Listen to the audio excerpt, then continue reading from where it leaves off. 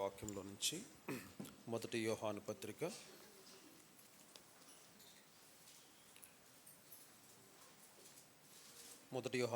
4వ అధ్యాయము. మొదటి యోహాను పత్రిక 4వ అధ్యాయము 7వ వచనం నుంచి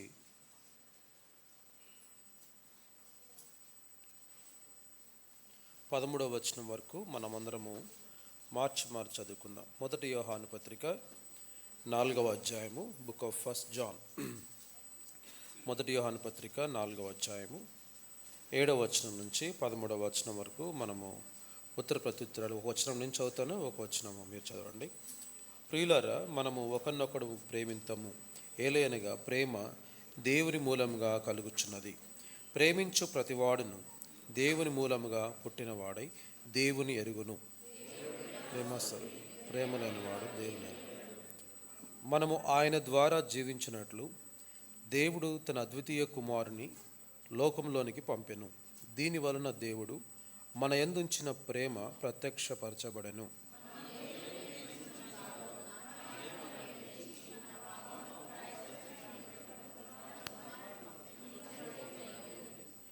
ప్రియులారా, దేవుడు మనలను ఇలాగూ ప్రేమింపగా మనం ఒకరినొకడు ప్రేమింపబద్ధులమై ఉన్నాము.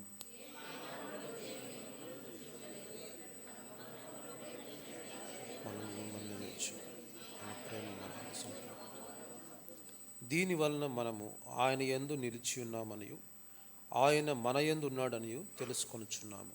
ఏలయనగా ఆయన మనకు తన ఆత్మలో పాలు దయచేసి ఉన్నాడు. మత్తయి సువార్త 22వ అధ్యాయం. మత్తయి సువార్త 22వ అధ్యాయం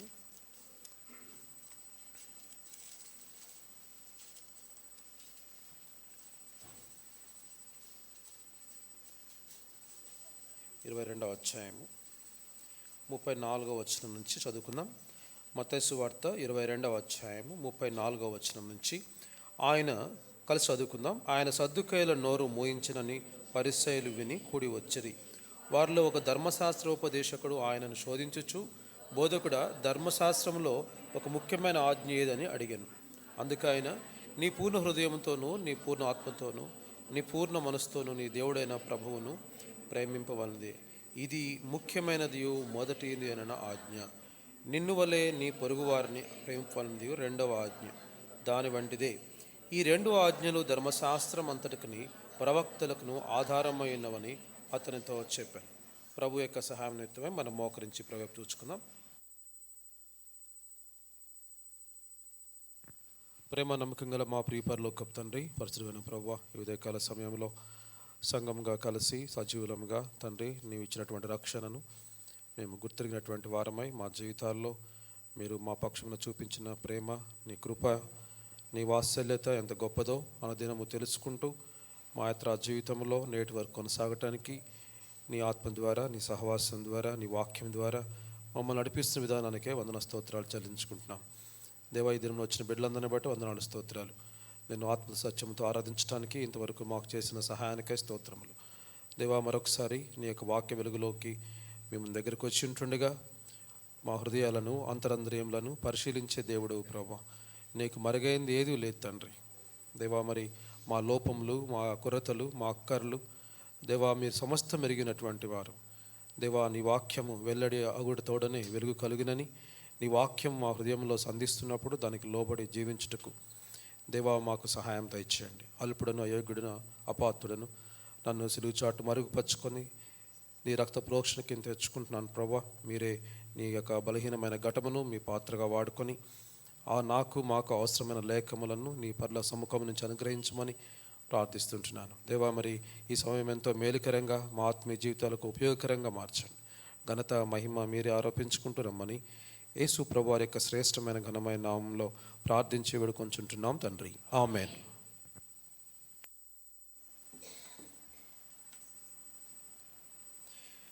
ఈ మత్తయి సువార్త 22వ అధ్యాయంలో యేసు ప్రభు వారు దగ్గరికి ఒక గుంపు వచ్చారు. ఆ దినాలలో సద్దుకయ్యులు, తర్వాత పరిసయ్యులు అని ఉంటారు. ఈ సద్దుకయ్యులు ఆయన దగ్గరకు వెళ్ళి యేసు ప్రభు వారిని వాళ్ళు శోధిస్తున్నారు.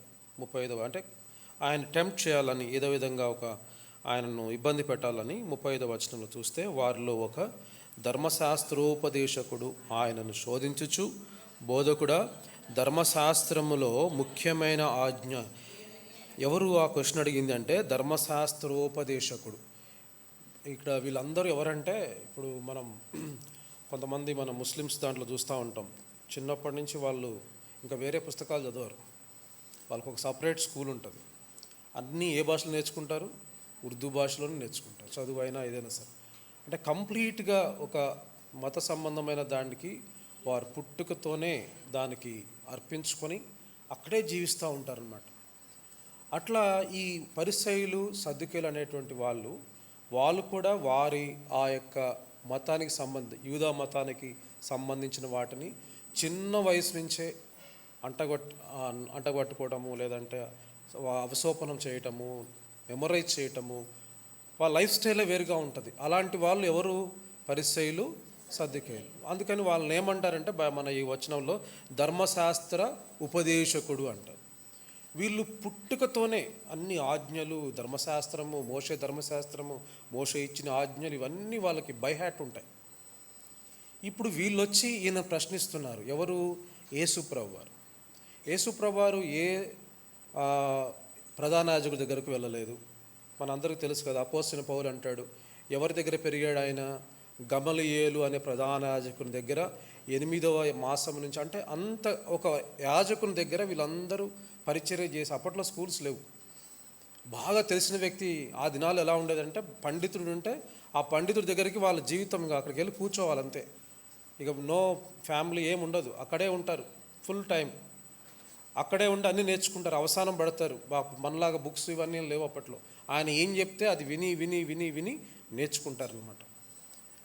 అప్పట్లో ఉన్నటువంటి ధర్మశాస్త్రం కూడా చుట్టల్లో రాయబడింది, పెద్ద చుట్టలు ఉంటాయి. అది చాలా కాస్ట్లీ. అందరిలా మనలాగా ఇట్లా బైబిల్స్ లేవు మన చేతిలో ఉన్నట్టుగా, వాళ్ళకి లేవు.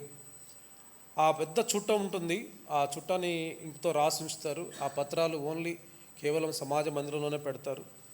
ఎప్పుడైనా ఎవరు పడితే వాళ్ళు తీయడానికి లేదు. కేవలం ఒక్కసారి వాళ్ళు గ్యాదర్ అయినప్పుడు ఒక ఆయన చదివితే దాన్ని విని జ్ఞాపకం చేసుకుంటారు. యేసుప్రభు వారు ఈ ధర్మశాస్త్ర ఉపదేశకులకు సమాధానం చెప్తున్నాడంటే, ఆయన ఎటువంటి ప్రధాన యాజకుడి దగ్గరికి పోలే. పోనీ మందిరంలో, దేవుని యొక్క మందిరంలో లేదా సమాజ మందిరంలో ఎక్కడైతే గ్రంథపు చుట్టలు ఉంటాయో అక్కడ ఆయన ఎన్నో సంవత్సరాలుగా ఉన్నట్టుగా ఎక్కడ మనకు కనపడదు. కానీ ఆయన వాటిని నేర్చుకున్నాడు. ఎంతగా నేర్చుకున్నాడంటే, ఈ ధర్మశాస్త్రోపదేశకులు, పరిసయ్యులు, సద్దుకయ్యులు వాళ్ళు అడిగే ప్రశ్నలకు కూడా చాలా కరెక్ట్గా ఆన్సర్ చెప్పగలిగే స్థాయిలో ఆయన ఉన్నాడు. మనందరికీ తెలుసు కదా, యేసుప్రభు వారిని ఆయన తన తల్లిదండ్రులతో కలిసి ఆ యొక్క మందిరానికి వెళ్ళినప్పుడు ఆయన తప్పిపోతాడు. దాదాపు 3 దినాలు వెతుకుతారు యేసుప్రభు గురించి. ఆయన ఆల్మోస్ట్ ఒక బాలుని వయసులో, టీనేజ్లో ఉన్నాడు. వీళ్ళు ఎతికితే ఎక్కడ కనపడ్డాడు ఆయన? ఆ పరిసయ్యుల మధ్య, సద్దుకేయుల మధ్యలో కూర్చొని వాళ్ళతో ఏం చేస్తున్నాడు? తర్కిస్తూ ఉన్నాడు.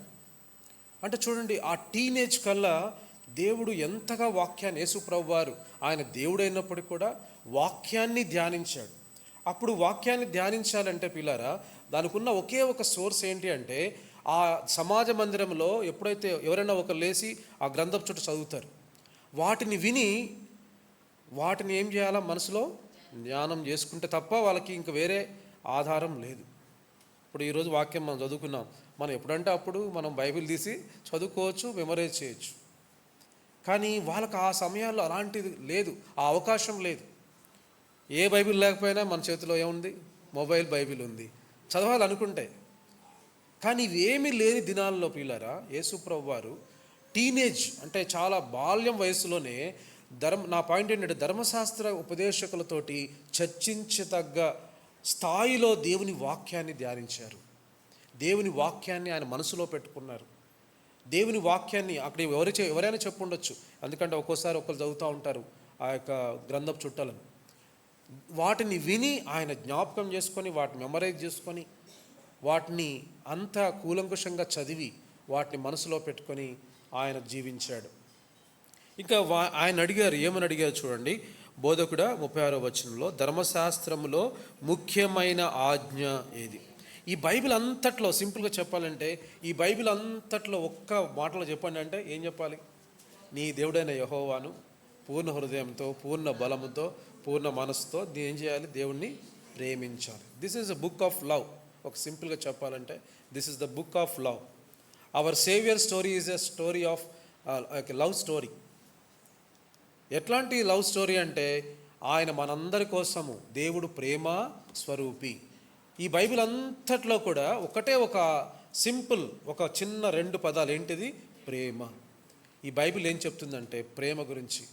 మనం ఎవరైనా సువార్త చెప్పాలనుకుంటే వాళ్ళకి అట్లనే స్టార్ట్ చేయాలి, బికాజ్ అదే బైబిల్ చెప్తుంది. ఇదంతా, ఈ బైబిల్ అంతా ఏంటంటే this is the story of love between the God and fallen human being. చనిపోయిన, పాడైపోయినటువంటి వ్యక్తికి, మానవుణ్ణి దేవుడు ఎలా ప్రేమించాడో అనేదే ఈ యొక్క బైబిల్ గ్రంథం. మొట్టమొదటి ఆజ్ఞ ఏంటి అంటే, నీ దేవుడైన ప్రభువును ఎలా ప్రేమించాలా? పూర్ణ హృదయంతో, పూర్ణ ఆత్మతో, పూర్ణ మనసుతో. అలానే ఇంకొక ఆజ్ఞ చెప్పినాడు. ఏంటి? నిన్ను వలె నీ పొరుగువారిని ప్రేమింపవలనదే 2వ ఆజ్ఞ. దాని వంటిదే ఈ 2 ఆజ్ఞలు ధర్మశాస్త్రం అంతటికి, ప్రవక్తలకును హోల్ బైబిల్. ఈ ప్రవక్తలు, మేజర్ ప్రాఫిట్స్, మైనర్ ప్రాఫిట్స్, ఈ బైబిల్ రాసినటువంటి ప్రవక్త అందరు చెప్పిన మా ఆజ్ఞ ఏంటంటే 2 ఆజ్ఞలు. దేవుణ్ణి ప్రేమించాలా, నిన్ను వలె నీ పొరుగు వారిని ప్రేమించాలి. ఇదే బైబిల్. ఇప్పుడు జనరల్గా మేము పిల్లలకి కరెక్షన్ చేస్తుంటారు టీచర్స్. వాళ్ళు ఏం చేస్తారంటే వాళ్ళకు ఉన్నటువంటి కాన్సెప్ట్స్ని బట్టి టాప్ ప్రయారిటీ ఏది బాగా చేస్తున్నాడో చూసి వాడికి ఎలిజిబిలిటీ ఉందా లేదా అని మార్క్స్ అవార్డ్ చేస్తారు. దేవుడు మనల్ని ఎవాల్యుయేట్ చేసేటప్పుడు, దేవుడు మనల్ని పరీక్షిస్తున్నప్పుడు, మనల్ని ఆయన జస్టిఫై చేస్తున్నప్పుడు, అంటే ప్రభు నమ్ముకున్న తర్వాత ముందుగా ఆయన చూసే 2 ప్రాముఖ్యమైన పారామీటర్స్ ఏంటంటే, మనం దేవుణ్ణి ప్రేమిస్తున్నాము. ప్రేమించడం, అందరం దేవుని ప్రేమిస్తున్నాం. కానీ అక్కడ 3 యాడ్జెక్టివ్స్ ఇచ్చాడు. ఏంటది? పూర్ణ హృదయంతో, పూర్ణ ఆత్మతో, పూర్ణ మనసు. ప్రేమిస్తున్నామా? ఈ ప్రశ్న ప్రతి దినం మనం ప్రశ్నించుకోవాలి. దేవుణ్ణి ప్రేమిస్తున్నాం. దేవుని ప్రేమించాము కాబట్టే మనం ప్రభువుని ఎదిగాము కాబట్టే ఆయన సంధానికి వస్తున్నాం, వాక్యం ధ్యానిస్తున్నాం, జీవితాన్ని మార్చుకున్నాం. మనం ఏ పని చేసినా ప్రభువుని ప్రేమించాలని నేర్చుకున్నాం. పూర్ణ హృదయంతో ఎన్ని కష్టములు వచ్చినా, ఎన్ని ఇబ్బందులు వచ్చినా, ఎన్ని కాంట్రడిక్షన్స్ వచ్చినా, కాన్ఫ్లిక్ట్స్ వచ్చినా, are we loving God with our whole heart? అందుకే అంటారు కదా, మొదటి ప్రేమ మనలో ఏం లేదు, మొదటి ప్రేమ చల్లారిపోయాను అని ఆ ప్రకటన గ్రంథంలో సంఘాలకు రాస్తూ భక్తుడు అంటాడు. నీ మీద ఒకటి నేరం మోపవలసినది, మొదటి ప్రేమ నీలో ఏమైంది? చల్లారిపోయింది, తగ్గిపోయింది. మొదటి ప్రేమ ఒకసారి మనం మెమరైజ్ చేసుకుందాం, గుర్తు తెచ్చుకుందాం. స్టార్టింగ్లో ఎంత ఎనర్జీగా, ఎంత యాక్టివ్గా, అసలు ఇక ఇక అయిపోయింది లైఫ్ అంతా, ఏ ప్రభుని మొత్తం సేవిస్ చేస్తారు, అక్కడి నుంచి డైరెక్ట్ పరలోకానికి అనంతగా మనం ప్రేమిస్తాం. మొదటి ప్రేమ, దట్స్ ఆల్. అందరికీ అదే ఫస్ట్ లవ్. దేవుణ్ణి రక్షణ పొందిన దినాల్లో ఎంత కమిటెడ్గా ప్రేమించాం. ఇవాళ ఒక ప్రాముఖ్యమైన సత్యం ఏంటంటే, మనము ప్రభుని ప్రేమించామంటే అది దేవుడు మనలో పెట్టిన ప్రేమే. దేవుని మూలముగా ఆ ప్రేమ మనలో వచ్చింది, కానీ మనకు మనమే ప్రభువుని ప్రేమించితమని కాదు. అసలు ఎక్కడి నుంచి ప్రేమ ఆరంభమైంది? మనము ప్రభువును ప్రేమించేది కాదు, కానీ ఆయనే మనలను. రండి ఇప్పుడు ఈ 2 వాక్యాలన్నీ కూడా మనం చదువుకున్న మొదటి యోహాను పత్రిక వెళ్దాం. ఈ మొదటి యోహాను పత్రికలో ఈ 2 ఆజ్ఞలను విడదీసి లేదంటే విడమర్చి చాలా చక్కగా ఈ 5 అధ్యాయాలు ఈ పత్రికలో మనకు కనపడుతూ ఉంటాయి.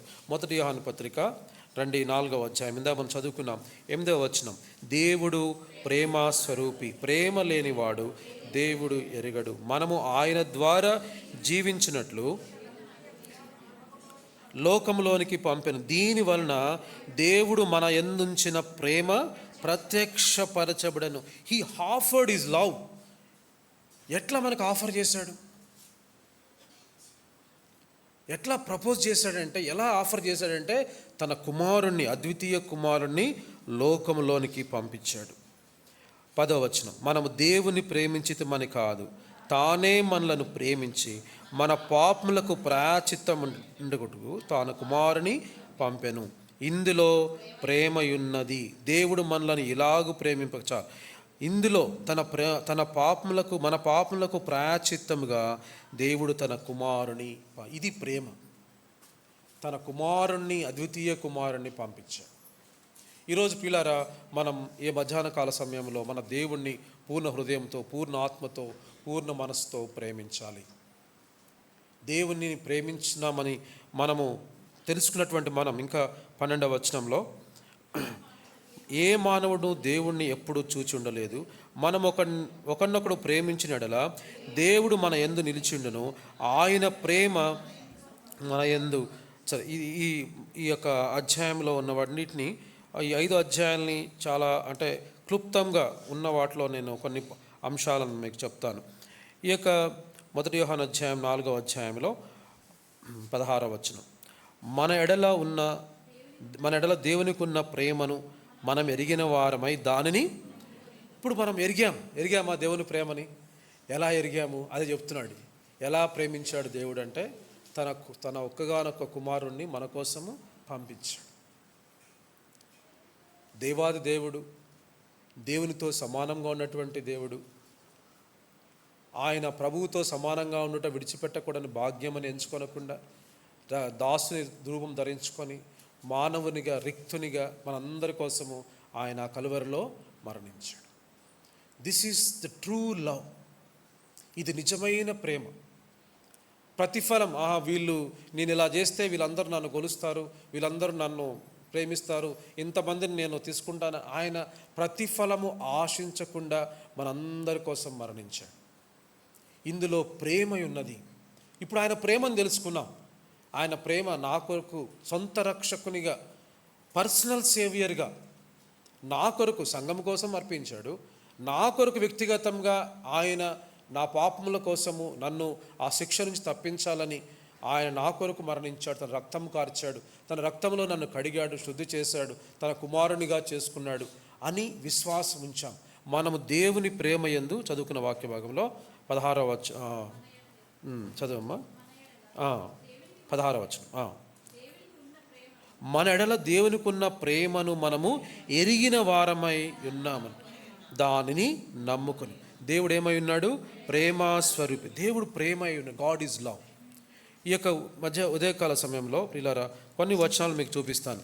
ఇప్పుడు దేవుణ్ణి ప్రేమిస్తున్నాం అంటే ఈ అధ్యాయం అంటే నేను చెప్పేది యోహాను భక్తుడు రాసినటువంటి మాటలో కొన్ని వచనాలు మీకు చూపిస్తాను. రండి.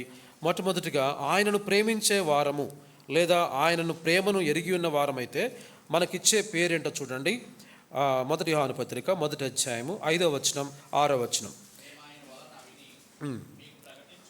వర్తమానం ఏమనగా, దేవుడు వెలుగై ఉన్నాడు, ఆయన యందు చీకటి ఎంత మాత్రమును లేదు, ఆయనతో కూడా సహవాసము గలవారమని చెప్పుకొని చీకటిలో నడిచినడలా మనం అబద్ధమాడుచు సత్యమును.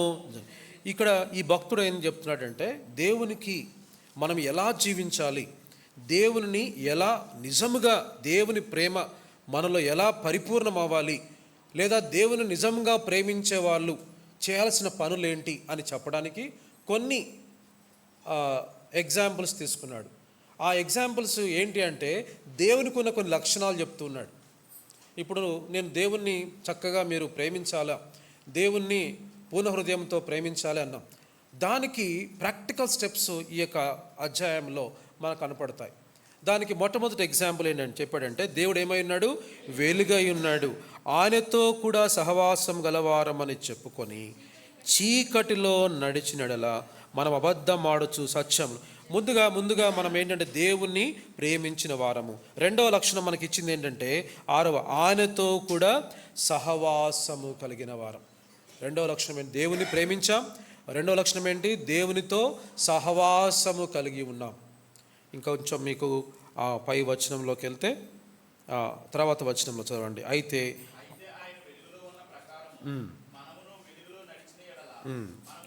మనము అన్యోన్య సహవాసము చాలన్న. అక్కడ తర్వాత 3వ వచనం చూడండి. 1 యోహాను అధ్యాయం 1వ అధ్యాయం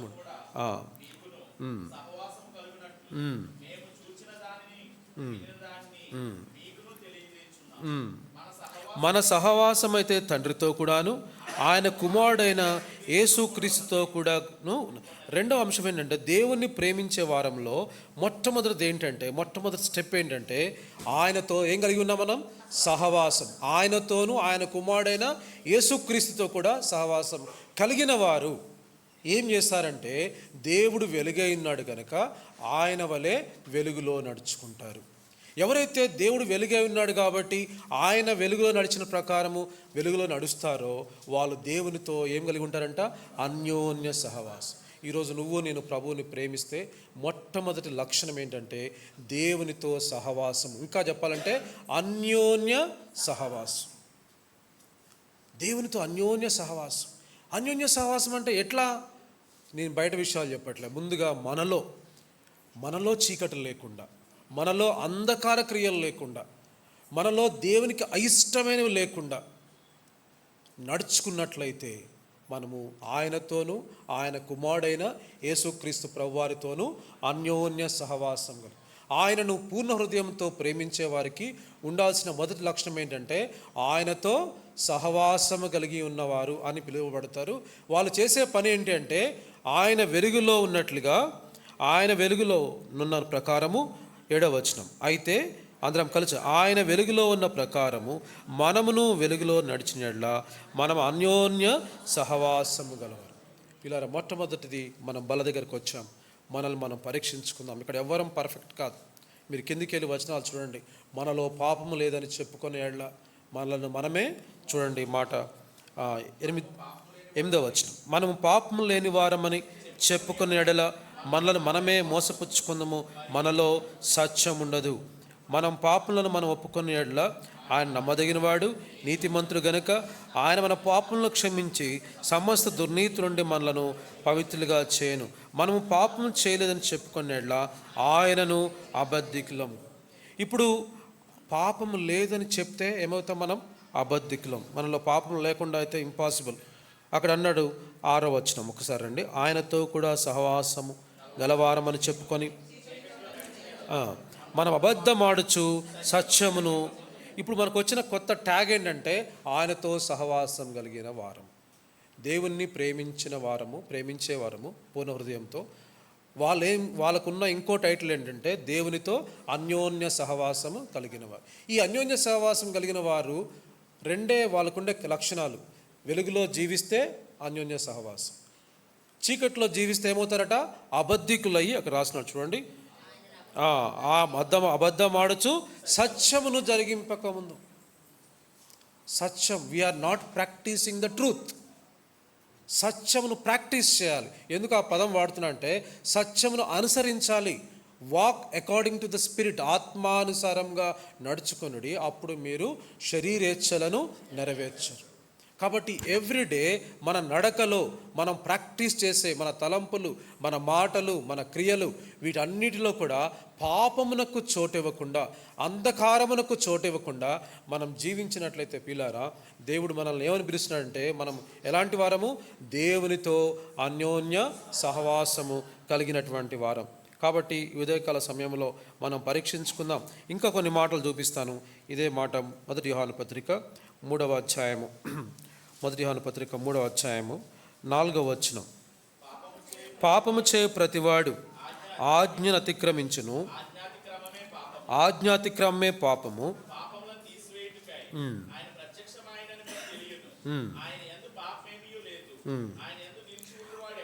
6వ వచనం, అందరం కలిసి చదువుకున్నాం. 6వ వచనం, ఆయన యందు నిలిచి ఉండువాడు ఎవడునో పాపము చేయడు. ఆయన యందు నిలిచి ఉండువాడు. చాలు. ఇప్పుడు రెండవ ట్యాగ్ ఏంటంటే ఆయన యందు నిలిచి ఉండేవాళ్ళు. ఆయన యందు నిలిచి ఉండేవాళ్ళు ఏం చేయరు? పాపము చేయరు. ఆజ్ఞాతిక్రమమే పాపం. కాబట్టి ఈరోజు అన్యోన్య సహవాసం గలవారమై వెలుగు సంబంధుల వలె జీవించాలి. అన్యోన్య సహవాసం గలవారమై చీకటి క్రియలు మనలో ఉండకుండా చూసుకోవాలి. రెండవ ట్యాగ్ లైన్ ఏంటంటే మనము ఆయన యందు నిలిచి ఉన్నవారము. We are abiding him. ఆయన మనలో ఉన్నాడు, మనము ఆయనలో ఉన్నాము. ఉండేవారు ఏం చేయకూడదంటే ఆజ్ఞను అతిక్రమించకూడదు. తర్వాత ఇంకా 9వ వచనంలో ఇంకొక మాట చూడండి. ఒక్క నిమిషం బ్రదర్. 3వ అధ్యాయము 23వ వచనం, 22వ వచనం. మరియు మనం ఆయన ఆజ్ఞలను గైకొనుచు ఆయన దృష్టికి ఇష్టమైనవి చేయుచున్నాము. చాలు. తర్వాత అదే అధ్యాయంలో 18వ వచనం, 3వ అధ్యాయము 18వ వచనం, చిన్నపిల్లలారా మాటతోనూ నాలుకతోనూ కాక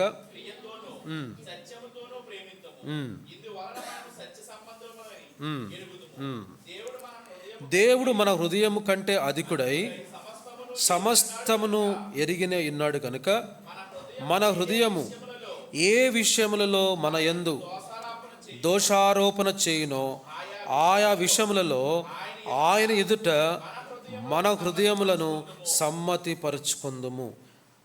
ప్రియులారా, మన హృదయము మన యందు దోషారోపణ చేయనడలా దేవుని ఎదుట ధైర్యం. ఇక్కడ మనం చేయాల్సింది ఏంటంటే ఆజ్ఞ అతిక్రమమే పాపం.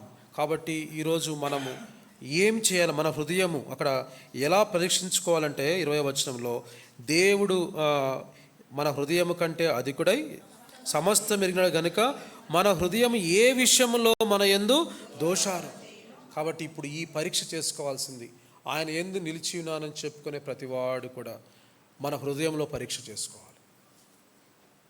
దోషారోపణ చేస్తుందా? ఏ విషయంలో మన హృదయం మన మీద ఆరోపణ చేస్తుంది? ఖచ్చితంగా లోకస్తులు అయితే ఏమంటారంటే దాన్ని మనస్సాక్షి అంటారు. కానీ మనం దాని మనస్సాక్షి అనం. మనం ఏమని పిలవాలి దాన్ని? మనకు దేవుడు మనలో ఏముంచాడు? తన ఆత్మను ఉంచాడు. ఆ మాట 4వ అధ్యాయం 13వ వచనం, 1 యోహాను పత్రిక 4వ అధ్యాయం. దీనివల్ల మనము ఏలయనగా ఆయన మనకు తన ఆత్మలో పాలు దయచేస్తాడు. మనందరం కూడా యేసు ప్రభువారిని రక్షణ పొందిన తర్వాత, ఆయన విశ్వసించిన తర్వాత ఆయన మనకేం చేశాడు? తన ఆత్మలో పాలు దయచేశాడు. ఎప్పుడైతే మనము మన హృదయం దోషారోపణ చేస్తుంది, ఈరోజు బల్ల దగ్గరకు వచ్చాం, వాక్యం వింటున్నాం, మన లోపల నాకు కొడతా ఉంటుంది కదా. ఖచ్చితంగా దేవుని వాక్యము సజీవమైన ఖడ్గం వంటిది.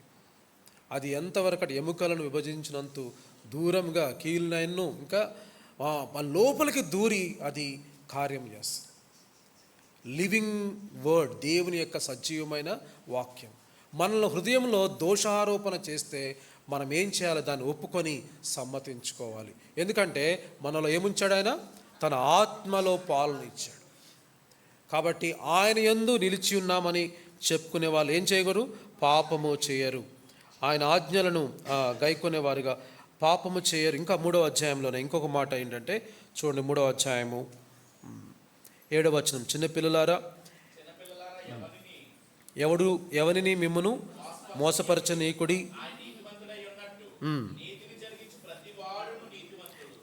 నీతిని జరిగించు ప్రతివాడును నీతిమంతుడు. నీతిని జరిగించటం అంటే పాపమును ద్వేషించటం అంటే ఏం చేస్తున్నట్లు?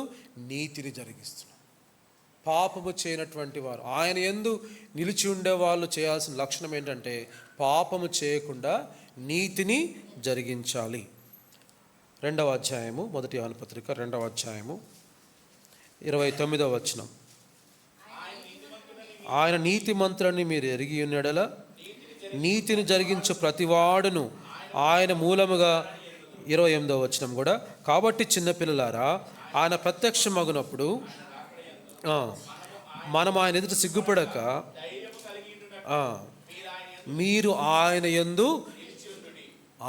నిలిచి ఉండాలి.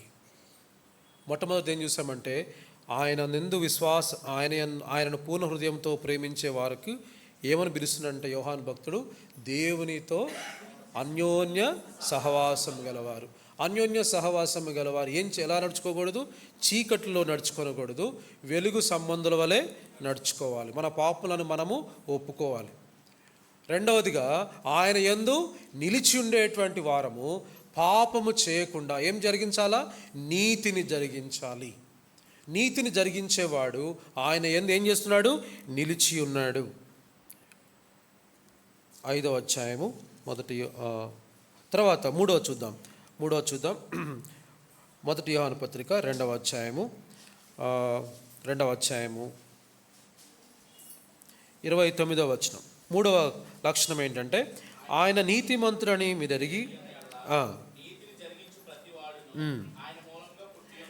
మూడవ లక్షణం ఏంటంటే ఆయన మూలముగా పుట్టినవారు. మొట్టమొదటిది ఆయనతో సహవాసము, అన్యోన్య సహవాసం. రెండవది ఆయన యందు నిలిచి ఉండేవారు. మూడవది ఆయన మూలముగా పుట్టినవారు. ఆయన మూలంగా పుట్టేవారు ఏం చేస్తారట? నీతిని జరిగిస్తారు. తర్వాత 3వ అధ్యాయము, మొదటి యోహాను పత్రిక 3వ అధ్యాయము 9వ వచనం. దేవుని మూలముగా పుట్టిన ప్రతి వానిలో ఆయన బీజం నిలిచింది గనుక వాడు పాపము చేయడు. వాడు దేవుని మూలంగా పుట్టినవాడు గనుక పాపము అంటే పాపం చేయకుండా పాపం చేస్తాం అంటే ఇంటెన్షనల్గా అవుట్ ఆఫ్ డిజైర్తో చేయం. దేవుని మూలంగా పుట్టినవాడు పాపమును చెయ్యజాలడు. ఆనందంతో చేయలేం పాపం, మనం బై మిస్టేక్ చేస్తాం. కాబట్టి 3వ లక్షణం ఏంటంటే దేవుని మూలముగా పుట్టినటువంటి వాడు. 2వ అధ్యాయము చూసాము. తర్వాత 5వ అధ్యాయం కూడా రండి. 5వ అధ్యాయం, మొదటి యోహాను పత్రిక 5వ అధ్యాయము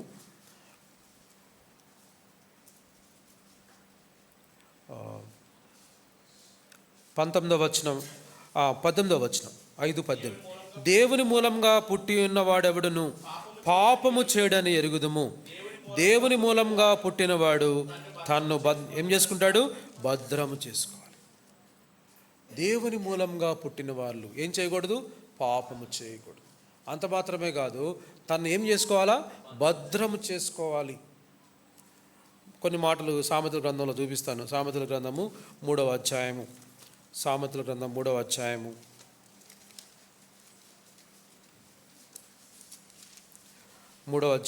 6వ వచనం. నీ ప్రవర్తన అంతటి యందు ఆయన అధికారమును ఒప్పుకొనము, అప్పుడు ఆయన నీ త్రోవలను సరళం. ఆయన అధికారానికి మనం ఒప్పుకోవాలి పిల్లలు. 14వ అధ్యాయము, సామెతల గ్రంథం 14వ అధ్యాయము 8వ వచనం. తమ ప్రవర్తనను కనిపెట్టిండుట వివేకుల జ్ఞానమునకు లక్షణం. మన ప్రవర్తనను కనిపెట్టుకోవటం అనుదినం. ఎలా మన ప్రవర్తన ఉంది? 19వ అధ్యాయం 16వ వచనం, సామెతల గ్రంథం 19వ అధ్యాయం 16వ వచనం. ఆజ్ఞను గైకొనువాడు తన్ను కాపాడుకొనువాడు, తన ప్రవర్తన విషయమై అజాగ్రత్తగా ఉండేవాడు చచ్చును.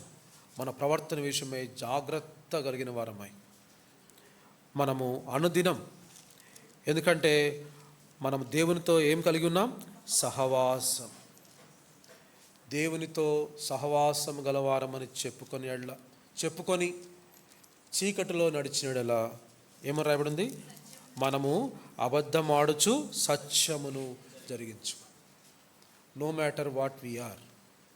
This is very clear message. ఇవి ఎవరికో అన్యజనులకు రాసిన మాటలు కాదు, దేవుని యందు విశ్వాసం ఉంచిన విశ్వాసులకు. ఈ యొక్క పత్రిక చూస్తే చాలా డిఫరెంట్గా అనిపిస్తుంది. ఎందుకంటే అన్ని పత్రికల్లో వాళ్ళ పేర్లు, ఎవరికి సాల్యుటేషన్ ఉంటారు, వాళ్ళకి వందనాలు చెల్లిస్తూ రాస్తారు. ఈ పత్రికలో ఎక్కడా సాల్యుటేషన్ లేదు, అసలు ఎవరికి రాస్తున్నారో కూడా లేదు. కానీ ఒకటి మాత్రం ఉంది, నా చిన్న పిల్లలారా, మై లిటిల్ చిల్డ్రన్. అంటే ఎవరికైతే ఎక్కువ ఎఫెక్షనేట్ కలిగి ఉన్నాడో, ఎవరిని ఎక్కువగా ప్రేమిస్తున్నాడో వాళ్ళకి రాశాడు ఈ భక్తుడు, నా చిన్న పిల్లలారా. మనము అంటే టు క్లోజెస్ట్ పీపుల్, ఆయనకు బాగా క్లోజ్గా ఉన్న పీపుల్కి రాసిన ఈ పత్రిక. అంటే భక్తులకి రాసినటువంటి మాటలు. మొట్టమొదటిది ఏంటంటే ఆయనతో ఏం కలిగి ఉన్నాం? సహవాసం, అన్యోన్య సహవాసం. కాబట్టి చీకట్లో మనం ఉన్నట్లయితే మనము అబద్ధం ఆడుచు సత్యమును జరిగించుకుందాం. We are not practising the truth. సత్యమును జరిగించేవారు. నీ దేవుడైన యెహోవాను నీ పూర్ణ హృదయంతో, పూర్ణ ఆత్మతో, పూర్ణ మనసుతో సేవించాలంటే ఆయన సహవాసము కలిగి ఉన్నాం. అంటే వెలుగులో నడుచుకోవాలి.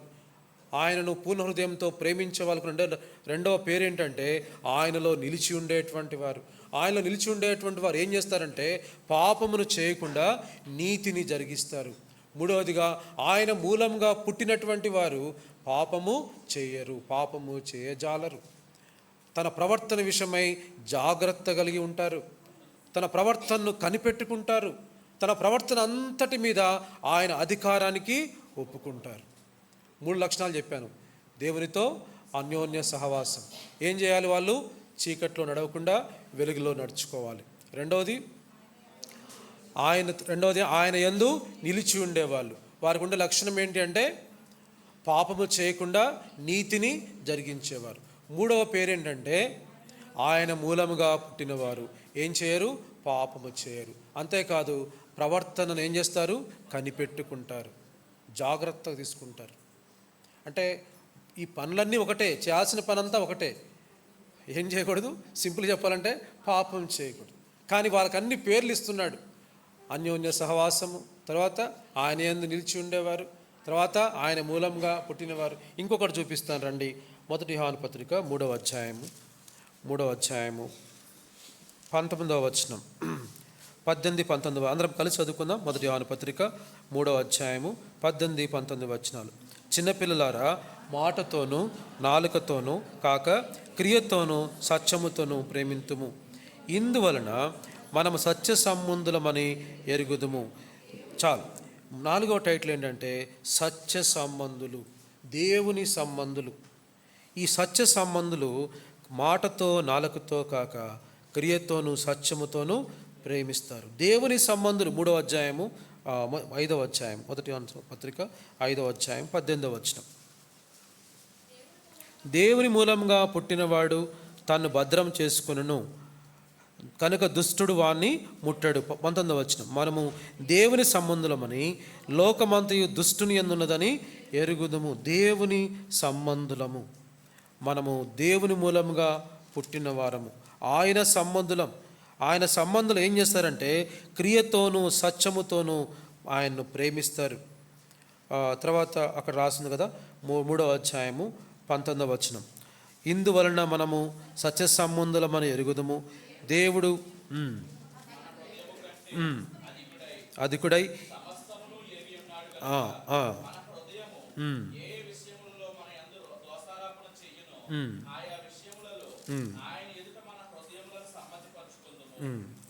చాలా అక్కడ ఈ దేవుని సంబంధులు ఏం చేస్తారంటే వారి హృదయాలను సమ్మతి చేసుకుంటారు. కాబట్టి ఈ యొక్క మధ్యాహ్న కాల సమయంలో దేవుని సత్య సంబంధి అయిన వాడు, సత్యమును జరిగించేవాడు, నీతిని జరిగించేవాడు మనందరికీ ఏం పేరు ఇస్తున్నాడంటే సత్య సంబంధులు. ఈ సత్య సంబంధులు అంటే సత్యం అంటే ఎవరు? మన యేసు ప్రభువారు. ఆయనే సత్యం. నేనే మార్గమును సత్యమును జీవము. ఇప్పుడు ఆయనను తెలుసుకొని సత్య సంబంధులు ఆయన వలె, ఆయన వెలుగులో నడుచుకున్న ప్రకారం మనమును వెలుగులో నడుచుకున్నాం. ఆయన సత్యమును ప్రాక్టీస్ చేశాడు, లేదంటే జరిగించాడు. కాబట్టి మనము సత్యమును జరిగిస్తున్నాం. దేవునికి ఆయాస్కరమైంది మన హృదయంలో దోషారోపణ ఏది చేస్తుందో దాన్ని సమ్మతి చేసుకొని దేవుని ఎదుట సెటిల్ చేసుకొని మనము దేవుని సంబంధుల వలె జీవిస్తున్నాం. ఈ 4 మాటలు మనం ఇక్కడ చూస్తూ వచ్చినాం.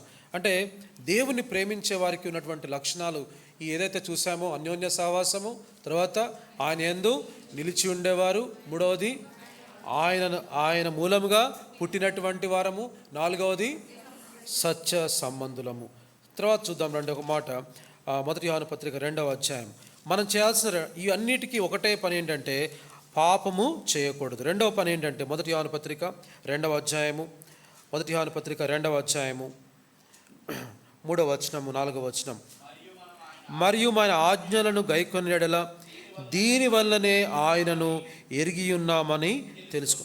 2వ పని ఒకటి నేర్చుకున్నాం. ఏంటంటే చీకట్లో నడవకూడదు, సత్య సంబంధుల వలె జీవించాలా, తర్వాత నీతిని జరిగించాలా, ఇంకా ఆజ్ఞాతిక్రమ పాపములు చేయకూడదు అని ఇవన్నీ నేర్చుకున్నాం.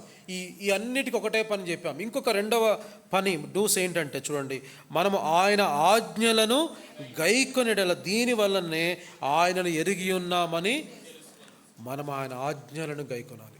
మొట్టమొదటి చేయాల్సిన పని ఏం చేశామంటే పాపము చేయకుండా, అపవాది క్రియలు చేయకుండా, అంధకార సంబంధ క్రియలు చేయకుండా, చీకట్లు నడుచుకోకుండా ఉండాలని చూసాం. 2వది ఏంటంటే ఆయన ఆజ్ఞలను గైకొనాలి. నువ్వు నీ దేవుడైన యెహోవాను పూర్ణ హృదయంతో, పూర్ణ ఆత్మతో, పూర్ణ మనసుతో సేవించాలంటే పాపము చేయకూడదు. 2వ పని ఏంటంటే ఆయన ఆజ్ఞలను గైకొనాలి. ఇంకా చదవండి 4వ వచనం. ఆయనను ఎరిగి ఉన్నానని చెప్పుకొనుచు ఆయన ఆజ్ఞలను గైకొనివాడు అబద్ధికుడు, వాళ్ళు ఏం లేదు, సత్యం లేదు. నువ్వు చీకట్లో నడిస్తే అబద్ధికుడివి, సత్యం జరిగించట్లేదు. రెండవ పని ఏంటంటే నువ్వు ఆయన ఆజ్ఞలను గైకొనకపోతే ఏంటని రాయబడి ఉంది? అబద్ధికుడు, వానిలో ఏం లేదు? సత్యం లేదు.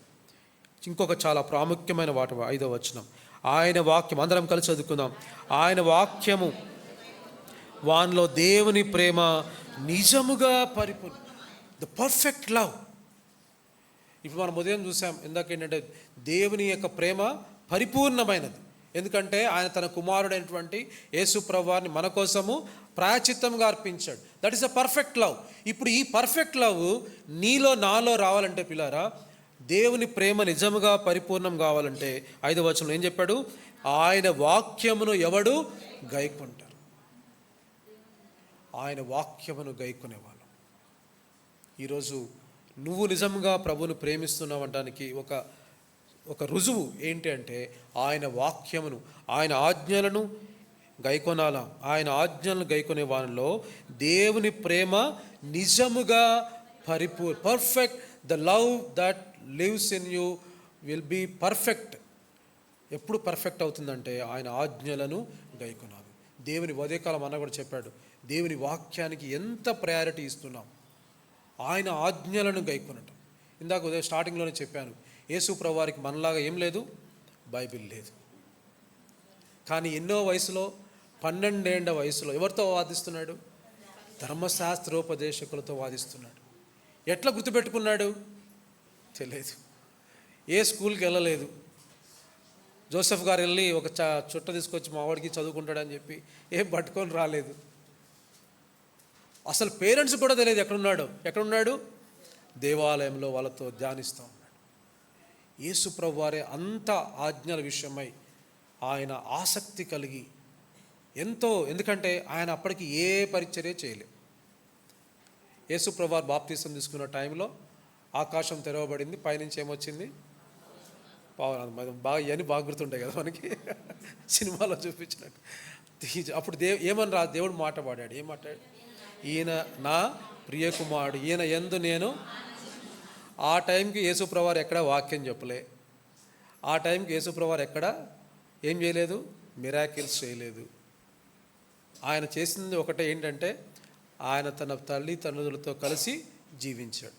బైబిల్లో ఏం రాయబడింది? ఆయన వయస్సునందును, జ్ఞానమందును, దేవుని దయందును, మనుషుల దయందును వర్ధిల్లుచుండెను. ఏం చేశాడో కానీ దేవుడు ఒక సెంటెన్స్ ఇచ్చాడు, ఈయన యందు నేను ఆనంది, ఈయన నా ప్రియ కుమారుడు.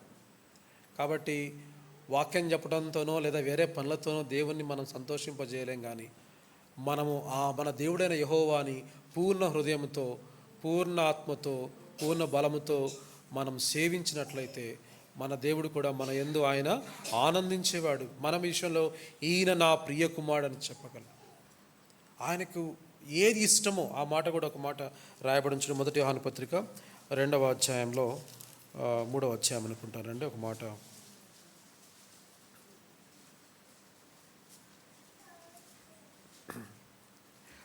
మూడవ అధ్యాయము 22 చదవండి అమ్మా. గై కొనుచు ఆయన దృష్టికి ఏం చేస్తున్నామట?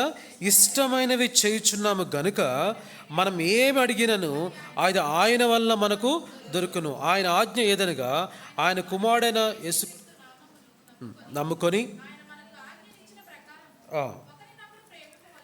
24వ వచనం అందరం కలిసి చదువుకుందాం. ఆయన ఆజ్ఞలను గైకొనువాడు ఆయన యందు నిలిచియుండును, ఆయన వాని యందు నిలిచియుండును. మనం ఆయన యందు నిలిచియున్నామని ఆయన మనకు అనుగ్రహించిన ఆత్మ మూలంగా. ఇందాక మనం నేర్చుకున్నటువంటి మాటలు 4 పదాలు చెప్పాను మీకు. ఏంటది? ఆయనతో అన్యోన్య సహవాసం. ఆయనతో అన్యోన్య సహవాసం గలవారం అంటే ఏం చేయకూడదని చెప్పుకున్నాము? చీకటిలో నడవకూడదు. అంతేకాదు ఆయనతో అన్యోన్య సహవాసం గల వారికి ఉండే రెండో లక్షణం ఏంటంటే ఆయన ఆజ్ఞలను గైకొంటారు. రెండవ పాయింట్ చెప్పాను, ఏంటి ఆ గుంపు పేరేంటి? ఆయన యందు నిలిచి ఉండేవారు. ఆయన యందు నిలిచి ఉండేవారు ఏం చేయరు? పాపము చేయరు, నీతిని జరిగిస్తారు. అంతేకాకుండా ఇక్కడ రాసినట్లుగా ఆయన ఆజ్ఞలు ఏం చేస్తారు? గైకొంటారు. ఆ చెప్పిన 4 పదాలకి, ఆ 4 గుంపులకున్న లక్షణం ఏంటంటే ఈ ఆజ్ఞలను గైకొంటాం. మూడవదిగా ఏంటి? సత్య సంబంధమైనటువంటి వాడు ఆయన ఆజ్ఞలు ఏం చేస్తాడు? గైకొంటాడు. ఆయన మూలంగా పుట్టినవాడు ఆయన ఆజ్ఞలను గైకొంటాడు. ఆయన ఆజ్ఞలను గైకొనటం ద్వారా దీనివల్లనే తెలుస్తుంది ఏమని అంటే మనం ఆయనతో అన్యోన్య సహవాసం కలిగి ఉన్నాం. దీనివల్లనే మనం ఆయన యందు నిలిచి ఉన్నాం. దీనివల్లనే అంటే ఆజ్ఞలు గైకొనడం వల్లనే మనము ఆయన సంబంధులమని, అంతేకాదు ఆయన మూలముగా పుట్టిన వారం. మొట్టమొదటిది మనం చేయాల్సిన పని ఏంటంటే ఆయనను ఆ చీకటిలో నడవకుండా పాపము చేయకుండా ఉండాలి. రెండోదిగా ఏం చేయాలి? ఆయన ఆజ్ఞలను మనము గైకొనాలి. ఇది దేవుని ప్రేమించేవారు. 1 యోహాను పత్రిక 5వ అధ్యాయం 2వ వచనం. 1 యోహాను పత్రిక 5వ అధ్యాయం మనము దేవుని అందరం కలిసి చదువుకుందాం. 2వ అధ్యాయం 5వ అధ్యాయం 2వ వచనం. మనము దేవుణ్ణి ప్రేమించుచు ఆయన ఆజ్ఞలను నెరవేర్చువారమైతమా దేవుని పిల్లలను ప్రేమించుచు దానివల్లనే ఎరుగుదుము. 3వ వచనం. మనం ఆయన ఆజ్ఞలను గైకొనుటయే దేవుని ప్రేమించుట. ఆయన ఆజ్ఞలు ముందే చెప్తున్నాడు. ఎందుకైనా మంచిది వాళ్ళని ఆలోచించి, ఈయన బోధకుడు కదా, ఇంకా బోధకుడు చెప్పాలంటే తండ్రి, ఫాదర్ అంటే ఎక్కువ కన్సర్న్ అనమాట. అందుకనే ఏమని బోధిస్తున్నాడు వాళ్ళని అన్ని చోట్ల ఆయన సంబోధిస్తున్నాడు, నా చిన్న పిల్లలారా. ఆయన ఆజ్ఞలు ఏమైనవి కావు, భారమైనవి కావు. ఆయన ఆజ్ఞలను నెరవేర్చువారమైతిమా గైకొనుట ఏ దేవుణ్ణి ప్రేమించుట. కాబట్టి దేవుని ప్రేమించే వారమైనటువంటి మనము, పూర్ణ హృదయంతో ప్రేమించాలని తీర్మానం చేసుకున్న మనము చీకటికి చోటివ్వకుండా, పాపమునకు చోటివ్వకుండా రెండవదిగా చేయాల్సిన పని ఏంటంటే ఆయన ఆజ్ఞలను గైకొనాలి. నువ్వు దేవుణ్ణి ప్రేమిస్తున్నావు, నాకు దేవుడు తెలుసండి, నేను దేవుని ఎప్పటి నుంచో మా ఫాదర్సు, మా ఫాదర్సు, మాది హెబ్రోను సంఘము, మేమంతా చిన్నప్పటి నుంచే నేను 119వ కీర్తన చెప్పి, ఇవన్నీ పక్కన విషయాలు. దేవుణ్ణి ప్రేమించే వారమైతే ఆయన ఆజ్ఞలను గైకొనాలి. ఇది క్లియర్ మెసేజ్. 3వ మాట చెప్పి ముగిస్తాను. రండి, దేవుణ్ణి ప్రేమించేటువంటి వారికి 1 యోహాను పత్రిక 2వ అధ్యాయము 9వ వచనం. అందరం కలిసి 1 యోహాను పత్రిక 2వ అధ్యాయం 9వ వచనం. వెలుగులో ముందుగా ఒక నిమిషం 7వ అధ్యాయం 7వ వచనం చదువుకుందాం. ప్రియులారా, మొదట మీకున్న పూర్వపు ఆజ్ఞనే కానీ క్రొత్త ఆజ్ఞను మీకు రాయటం లేదు. ఈ పూర్వపాజ్ఞ మీరు వినిన వాక్యమే, మరియు క్రొత్త ఆజ్ఞను మీకు రాయిచున్నాను. చీకటి గతించున్నది, సత్యమును వెలుగు ఇప్పుడు ప్రకాశించున్నది గనుక ఆయన యందు మీ యందును సత్యమే. వెలుగులో ఉన్నామని చెప్పుకొని తన సహోదరుని ద్వేషించేవాడు ఇప్పటికీ చీకటిలోనే ఉన్నాడు. మొట్టమొదటిగా చీకటిలో ఉన్నవాడు ఏంటంటే పాపం చేసేవాడు. చీకటిలో ఉన్నవాడు ఆజ్ఞలను గైకొన్నవాడు. చీకటిలో ఉండేవాడు ఏంటంటే తన సహోదరుని ద్వేషించేవాడు. ఈ అధ్యాయం అంతా మీరు 5 అధ్యాయాలు చదవండి. ఈ పదాలు పెట్టుకుంటే మీకు క్లియర్గా అర్థమవుతాయి. ఆయన నందు అన్యోన్య సహవాసము, దేవునితో సహవాసం గలవారమని చెప్పుకునేవాడు ఏం చేయాలట? తన సహోదరుని ప్రేమించాలి. వెలుగులో నడుచుకునేవారు, వెలుగులో నడుచుకున్నామని చెప్పుకొనొచ్చు తన సహోదరుని ద్వేషించేవాడు, అక్కడ ఏమని రాయబడి చూడు, ఆ మాట కూడా రాయబడింది కదా, 10వ వచనం. తన సహోదరుని ప్రేమించేవాడు వెలుగులో ఉన్నాడు, తన సహోదరుని ద్వేషించేవాడు చీకటిలో ఉండి చీకటిలో నడుచున్నాడు. ఇందా చదువుకున్నాం కదా, బైబిల్ అంతట్లో 2 ఆజ్ఞలు. మొట్టమొదటి ఆజ్ఞ, నీ దేవుడైన యెహోవాను పూర్ణ హృదయంతో, పూర్ణ ఆత్మతో, పూర్ణ బలముతో ప్రేమించాలి. రెండవదికి నిన్ను వలె నీ పొరుగు వారిని ప్రేమించాలి. ఇవే 2 ఆజ్ఞలు. రెండవ ఆజ్ఞ, మొదటి ఆజ్ఞ ఎంత ప్రాముఖ్యమో రెండవ ఆజ్ఞ అంతే ప్రాముఖ్యం. మనము దేవుని పిల్లలమని మనం ఎలా తెలుసుకుంటామంటే రండి 1 యోహాను పత్రిక 2వ అధ్యాయంలో, 1 యోహాను పత్రిక 4వ అధ్యాయం 12వ వచనం 11 చదవండి. 11. ప్రియులారా, దేవుడు మనల్ని ఇలాగూ ప్రేమింపగా ఒకరినొకడు ప్రేమింపబద్ధులమై ఉన్నాము. మనం ఒకరినొకడు ప్రేమించినడలా దేవుడు మన యందు నిలిచియుండును. ఆయన ప్రేమ మన యందు సంపూర్ణం, పర్ఫెక్ట్ లవ్. ఇందాక చదువుకున్నాం, ఆయన ఆజ్ఞలను గైకొనే వాడిలో ఆయన ప్రేమ నిజముగా సంపూర్ణమాయనని బైబిల్లో రాయబడింది. రెండవదిగా మన ప్రేమ ఎప్పుడు సంపూర్ణమవుతుంది? మనం ఇతరులను ప్రేమించినట్లు, దేవుడు మనల్ని ప్రేమించినట్లుగా. కొన్నిసార్లు కుటుంబస్తులనే ప్రేమిస్తాం, ఏది మనల్ని ప్రేమించుకున్నట్టు. కొన్నిసార్లు సంఘముల వారినే ప్రేమిస్తాం. కానీ దేవుణ్ణి ప్రేమించేవాడు ఆయన మనల్ని ఎట్లా ప్రేమించాడో మనం ఇతరులను కూడా ప్రేమించబద్ధులమై ఉన్నాం. ఎవరైతే అట్లా ప్రేమిస్తారో వారిలో ఏం సంపూర్ణమైందంట? దేవుని ప్రేమ మన యందు సంపూర్ణ మగును. 3వ అధ్యాయము 1 యోహాను పత్రిక 3వ అధ్యాయం 22వ వచనం. అందరం కలిసి 1 యోహాను పత్రిక 3వ అధ్యాయం 22వ వచనం. మరియు మనం ఆయన ఆజ్ఞలను గైకొనొచ్చు ఆయన దృష్టికి ఇష్టమైనవి చేయించినా గనుక మనం ఏం అడిగినను అది ఆయన వల్ల మనకు దొరుకును. ఆయన ఆజ్ఞ ఏదనగా ఆయన కుమారుడైన యేసుక్రీస్తు నామమున నమ్ముకొని ఆయన మనకు ఆజ్ఞ ఇచ్చిన ప్రకారంగా ఒకరినొకడు ప్రేమింపవలనదే. ఒకరినొకరు మనము ప్రేమించాం. ఇది దేవుని ఆజ్ఞ. ఇది ఒక క్రొత్త ఆజ్ఞ లాంటిది కాదు, కానీ ఇది కూడా ఆజ్ఞే. దేవుని ప్రేమించటం, దేవుని ఎలా అయితే ప్రేమిస్తున్నామో ఆజ్ఞ, ఇట్ ఈస్ కమాండ్. దేవుని ప్రేమించాను అని చెప్పుకోవచ్చు, మన సహోదరులను ప్రేమించకపోతే కొన్నిసార్లు చాలా బాధ అనిపిస్తుంటుంది. దేవుని బిలీవర్సే అంత కోపం ఎట్లా వస్తుందో అర్థం కాదు. తన సొంత భార్యని ప్రేమించలేకపోతున్నారు. ఈ మధ్య ఒక అంకుల్ ఆంటీ వాళ్ళు మేము చిన్నప్పటి నుంచి చూస్తున్నాం, చాలా చిన్న వయసు నుంచి అంకుల్ వాళ్ళు మేము పుట్టి పెరిగిన దగ్గర నుంచి ఆల్మోస్ట్ విన్నాం. మేము మంచి పని చేసేవాళ్ళు, వైఫ్ అండ్ హస్బెండ్, వాళ్ళకి పిల్లలు లేరు, కానీ ఒక బాబు ఆయన ఎక్కడో చిన్నప్పుడే తప్పాడని చెప్పి పిల్లలు లేరు. వాళ్ళకు ఉన్నదంతా ప్రభు కోసం. ఇక ఆయన ఏ పని, మందిరంలో అన్ని పనులు, ఏ VBS కానీ అన్నీ కూడా సరుకులు తేవటం, మందిరంలో పనులన్నీ చూసుకోవటం. వాళ్ళిద్దరు వైఫ్ అండ్ హస్బెండ్ ప్రభుని నమ్మకంగా సేవించేవాళ్ళు. ఈ మధ్య చనిపోయారు అంకులు. అప్పుడు తెలిసింది ఆఖరికి ఎంత అంటే వాళ్ళకు ఒక ఓన్ హౌస్ ఉంది ఆ చివర్లో, మందిరం ఖమ్మంలోనే.